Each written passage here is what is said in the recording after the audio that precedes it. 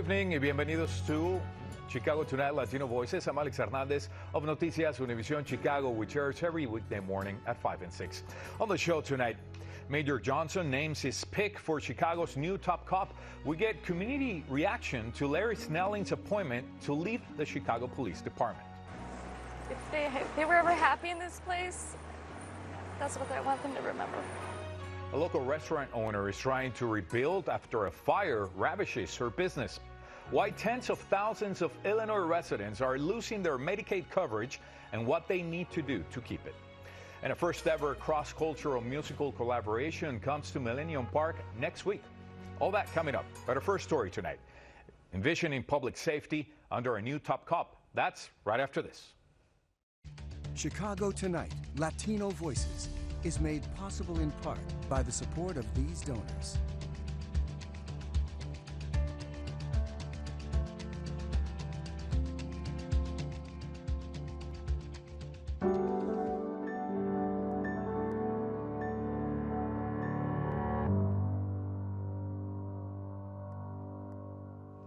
Chicago is said to have a new top cop. This week, Mayor Brandon Johnson announced he has named 31-year CPD veteran Larry Snelling to lead the city's police force pending confirmation by City Council. In his new role, Snelling faces a delicate balancing act. First, addressing the crime and violence that has plagued Chicago, while also changing the way the department trains, supervises, and disciplines its officers. Joining us now with their thoughts on Snelling's appointment are retired Chicago Police Sergeant Andres Sayas, Jennifer Ramirez, whose brother, Chris Carvajal, was killed in the Belmont-Craigie neighborhood in 2021, William Guerrero, Pilsen community activist and artist, and Michelle Ramirez, corridor manager for the Back of the Yards Neighborhood Council. I want to welcome all. Thank you for joining us today. Thank you for being here. But I want to start with you, Andres. You worked alongside Snelling, actually, during your time in the department. What was your reaction to his appointment? And also, what have you heard from others? Working with Snelling was really pretty much when we crossed paths at the academy. He started in 92, I believe, and I started in 94.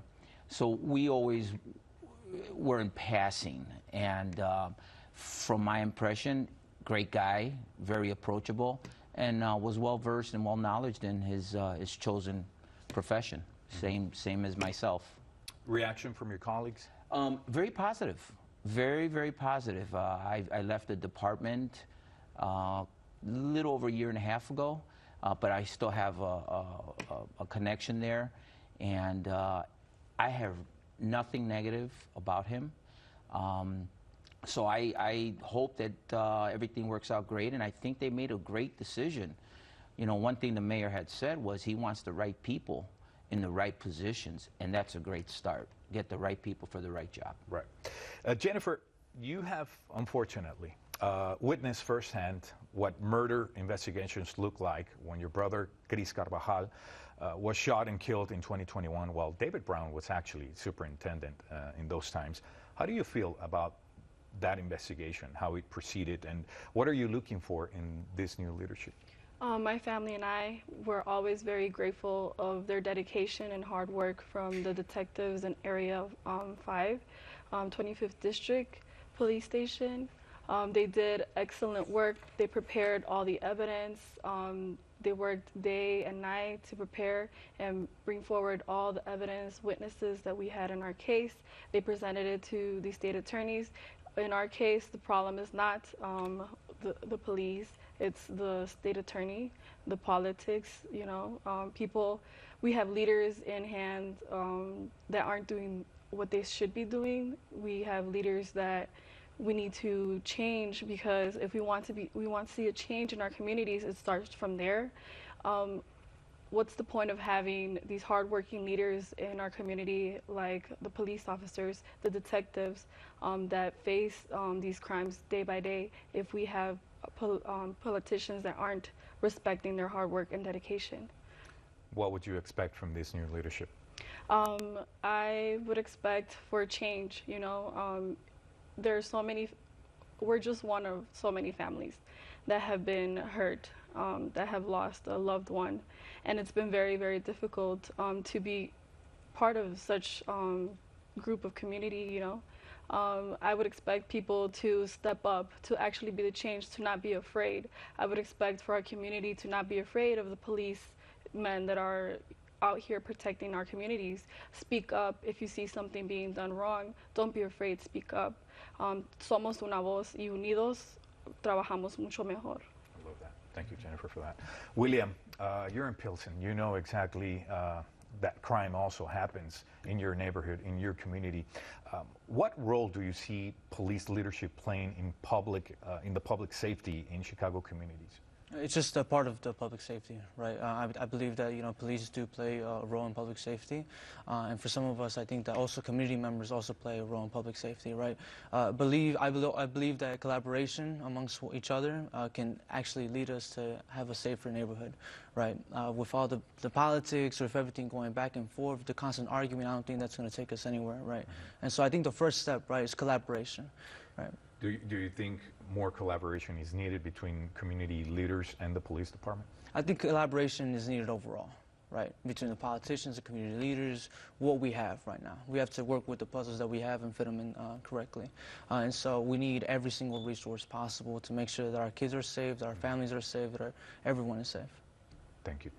Michelle, going with you now, you've actually said that you would like to see more engagement in your community as well from police leadership. Can you give us an idea of what that might look like? Sure. So we have great officers. There are great officers in our community currently.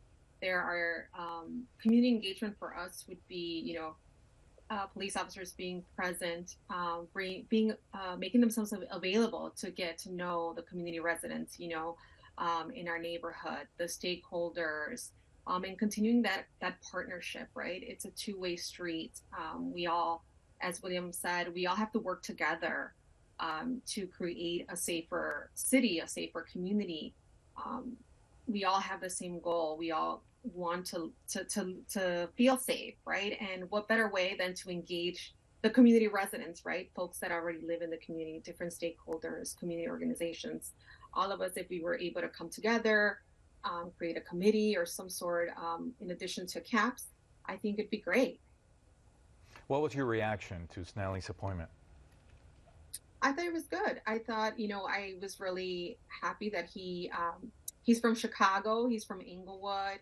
He went to Chicago Public Schools. So he really understands kind of the make and fabric of a Chicagoan, right? And what it's like to live in an inner city and to be faced with many challenges. So I was happy with his appointment. Andres, Snelling actually talked a little bit about Mayor Brandon Johnson during his press conference. We actually have something of what he had to say. Let's listen. To have someone at City Hall who's willing to listen and willing to understand what our officers are dealing with on a daily basis, to understand how our officers are running into very violent situations and risking their lives. It is extremely important to have someone, a mayor, who sits at City Hall and understand that. Andres, do you think Snelling and Mayor Johnson will work well together? I believe so. That's the mayor's mandate. I mean, Snelling's a great guy for that position. Not to take anything away from the runner-up, which was Novales. I know him as well. Great leaders, both of them. And I hope and pray that there's this new surge of interest, of leadership, of working with the community. I've often said that the fundamentals of policing is that the people are the police and the police are the people. And that's a fact that in the 1830s Sir Robert Peel subscribed to. And I believe that. I think together, what most people don't see, and my deepest condolences for your loss, she said it so eloquently, the detectives, the supervisors, the officers who spent day and night trying to put this matter to rest and arrest the perpetrators of this horrific crime. We feel that. There's a transference of emotions here, and we want to be a part of that process to make our city safe. In a few words, what do you think should be the priority of Snelling within the police department? Well, one man cannot do it. So the priority should be to get the resources, get the community together, get the smartest people in the room, and let's start talking about a think tank, you know, getting all of the inputs that we can. Then and only then can we comprehensively address the problems that we have. Jennifer, going back with you, initially you said that you expressed frustration with Cook County state's attorneys in not pressing charges against a suspect. Do you think new leadership can improve how police and prosecutors work together? Of course. I think that's where our problem starts, that we don't have the right people in charge. We don't have the right leadership at hand. There's a bunch of us in the community who are being affected by all these crimes, and nobody's doing anything about it. Where it kind of feels like you're being selected, picked and choose what crimes we are going to fight for, what lives we are going to save. And you know, we have the future of our kids at hold, and if we don't change these leaders that are at hold right now, when are we going to see a change? When are these crimes going to stop? When are the guns going to be put down? William, you mentioned that wanting to see changes, you wanted to see changes to the way police handle mental health calls, actually.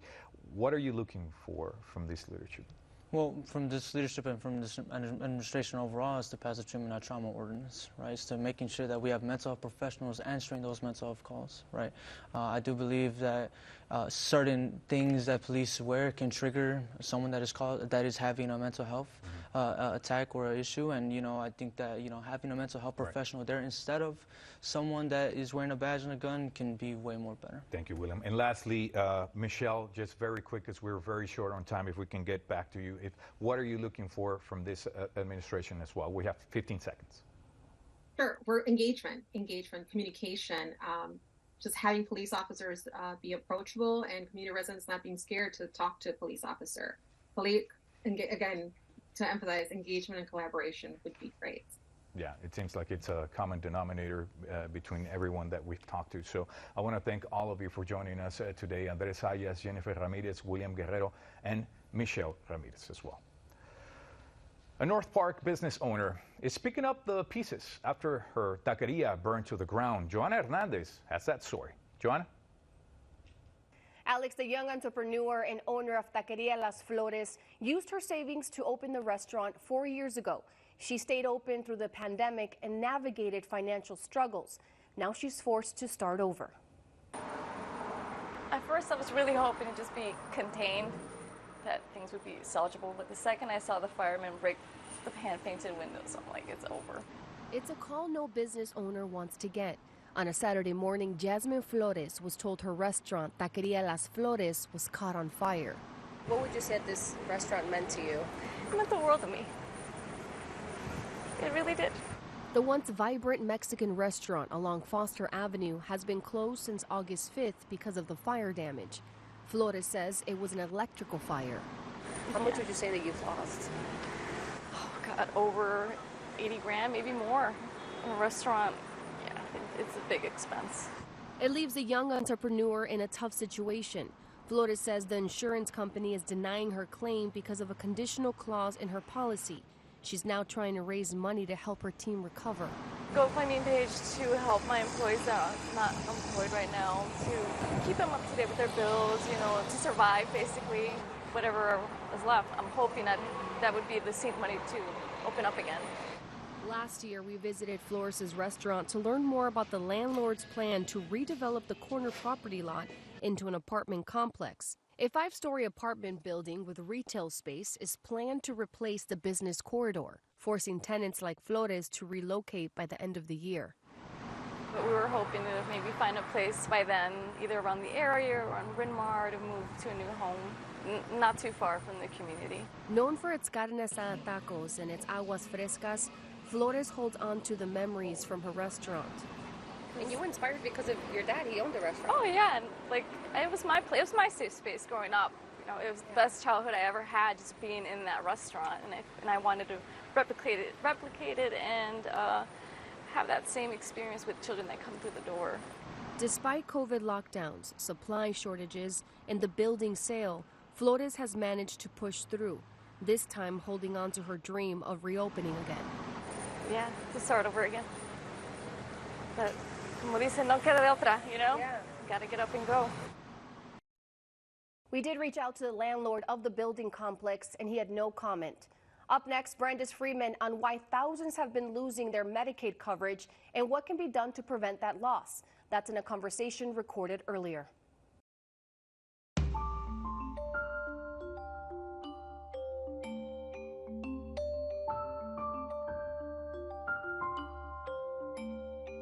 More than 47,000 Illinois residents have lost their Medicaid coverage since August 1st. In the months ahead, hundreds of thousands more face losing their coverage too. That's because for the first time since the onset of the pandemic, Medicaid recipients are being asked to provide proof of their eligibility. The federal government had suspended that requirement in March 2020 as COVID cases mounted, but now the requirement is back. Joining us now are Israel Rocha, Chief Executive Officer at Cook County Health, Ben Winnick, Chief of Staff at the Illinois Department of Health Care and Family Services, and Dr. Geraldine Luna, Medical Director at the Chicago Department of Health. Thanks to the three of you for joining us. Ben Winnick, let's start with you, please. 47,000 Illinoisans losing Medicaid coverage as of August 1st. Is that number higher or lower than what you were expecting? Thanks, Brandis. I think that number is a little higher than we were hoping, but I would not necessarily say higher than we were expecting. This is a process that we have not been engaged in for 3 years.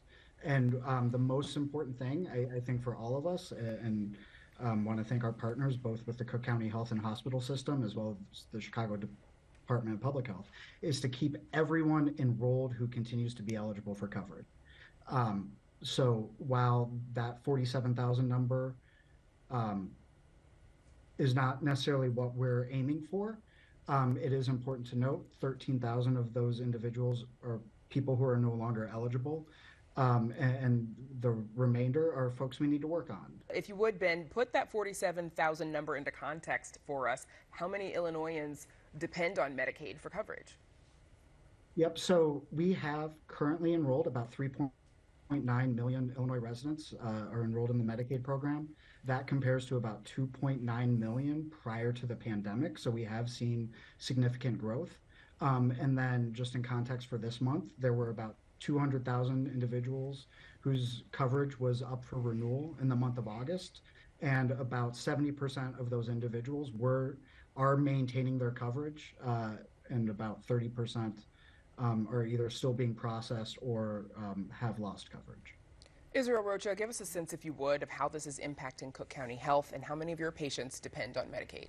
Sure. So of our so far we've had a reduction of about 4,700. However, what we're happy about is that while the state overall saw between 69 and 70% reduction, we saw 69 to 70% stay on the roll. We saw 85 stay on percentage of the roll, and we do credit that to the wonderful coverage that's been going on here in Chicago to make sure that people know the facts, that they are updating their address on the websites with the state, and that we're making outreach and phone calls, because that's really what we can do as we're waiting for that information to come forward. Is everyone needs to go to the website, make sure they've updated their address, and if they have any questions, they can reach out to the state hotline, or they can call Cook County Health at 312-864-7333, and we're here to help you. Dr. Luna, obviously thousands of Chicagoans as well depend on Medicaid. What are some of your concerns as we start to see so many people begin to lose that coverage? Yeah, my concern has always been those communities who are frail by nature, with their high social vulnerability index, a different concordancy in language, and competency and literacy. Like medical literacy is so important. So we're talking again about our Black community, our Latino community. We're talking about people that are incapacitated or has discapacity. So those individuals are, just to mention a few, of those communities that we know that are highly impacted, not only before COVID, during COVID, and after COVID, as we are seeing right now, because they pose a threat, the highest threat of losing their insurances. And Ben Winnick, so as you said, of the 47,000 statewide, you said about 13,000 of those, it was because they were no longer eligible, which means the rest of them, it's a paperwork problem. If you've lost coverage, because you haven't done the paperwork and otherwise you were eligible, what are the options to try and renew? So for anyone who believes that they are still eligible and has lost coverage, the most important thing that they can do is go to our website, abe.illinois.gov, click on Manage My Case, and get the paperwork completed online. That's going to be the easiest, simplest way to get your coverage renewed as quickly as possible. You can also call our hotline or return the paperwork.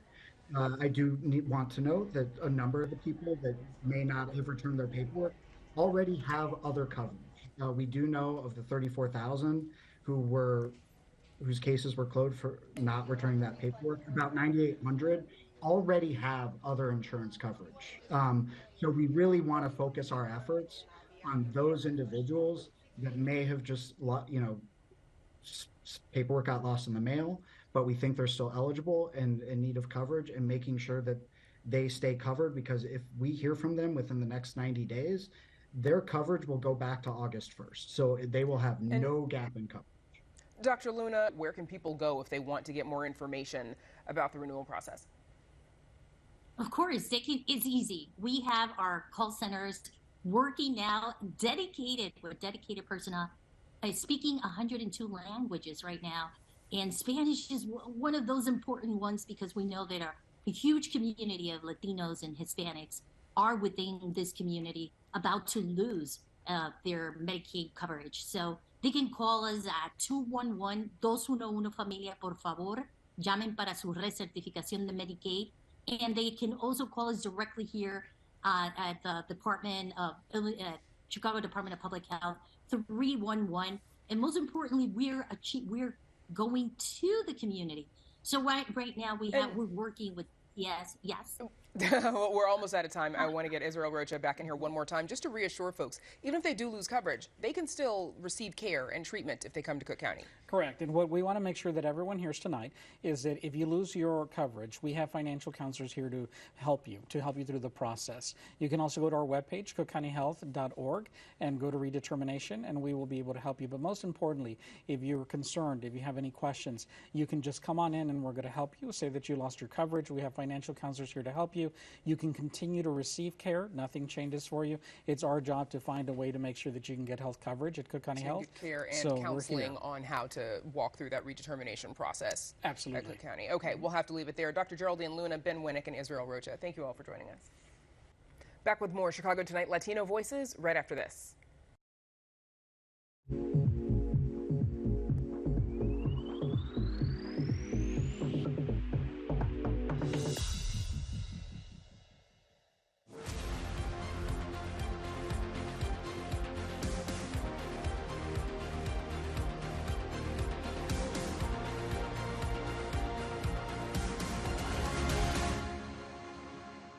A first ever concert next week will bring the musical traditions of Chicago's two largest Latino communities together at Millennium Park. On August 26, the Puerto Rican Arts Alliance will present Somos un Solo Pueblo, Mexico y Puerto Rico, a cross-cultural repertoire of Mexican and Puerto Rican music and performance. It's a part of an inaugural Millennium Park residency program. Here's a preview. The organization, the Puerto Rican Arts Alliance, is celebrating 25 years, and instead of putting together one major event, what we've done is we've created a series of activities throughout the years that are more robust. We are now celebrating Somos un Solo Pueblo, Mexico y Puerto Rico, to bring two communities together. The Mexican and the Puerto Rican community, we are the largest Latino communities in Chicago. We're bringing music from Puerto Rico. We're bringing a conductor by the name of Rosalín Pavón from Puerto Rico with international artists from Puerto Rico. And we're doing the same thing with Mexico, where we're bringing a conductor from Mexico and international artists from Mexico. We're very fortunate to have the Chicago Philharmonic actually as the Chicago's orchestra that's backing us up with all this great cultural music talent. It's also about supporting local talent. We're presenting our light music project Children Ensemble, our youth ensemble. We are going to be partnering up with Cuerdas Clásicas, which is another nonprofit organization that highlights the beauty of of Mexican music through traditional music string instruments. And then the Mexican Folkloric Dance Company will also be performing on stage. On the Puerto Rican side, we also have Africaribe, which will be presenting the African, Puerto Rican African experience through bomba music. We have an artistic beauty in our culture. We have beautiful music. I want people to feel proud. I want people to hunger for more of this. I want people to have a great time and say, this was a spectacular event that should happen more often. Somos un solo pueblo, Mexico y Puerto Rico, will take place at the J. Pritzker Pavilion on Saturday, August 26th. The concert is free to attend. You'll find more details on our website.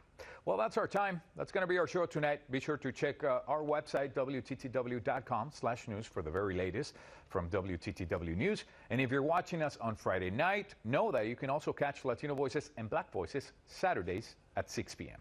Don't forget also to tune into Noticias Univision Chicago every weekday morning. I'll be waiting for you at 5 and 6. Now, for all of us here at Chicago Tonight Latino Voices, I'm Alex Hernandez. Muy buenas noches.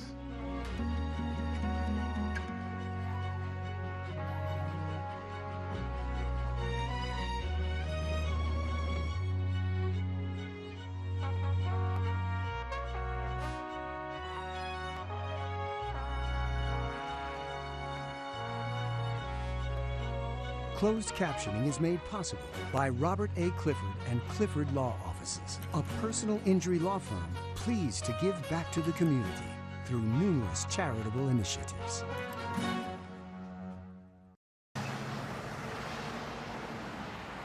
In celebration of Ken Burns' film, The National Parks, America's Best Idea, we take a closer look at the story that inspired a new generation of visitors to these national treasures. I think the national parks sort of perfectly represent that. We couldn't have done it without a country that was willing to consider new ideas. Please join me, Peter Coyote, for Ken Burns, The National Parks. Saturday at 6.